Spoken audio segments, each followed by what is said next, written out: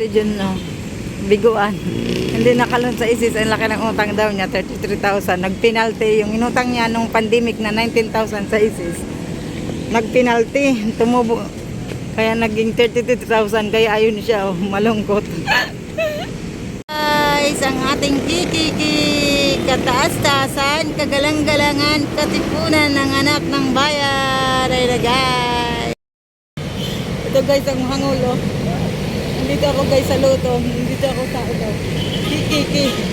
Kataas-taasan, kagalang-galangan, katipunan ng anak ng bayan. Natatanggal ang pastis. Walang kasawa-sawang video si Ami dito sa sa luto. Tara na, layas na tayo. Gala-gala. Tara na. Lakad na. Kasi naghintay na sa atin yung kid. Guys. Babay, magbabay ka doon kay Andres Bonifacio.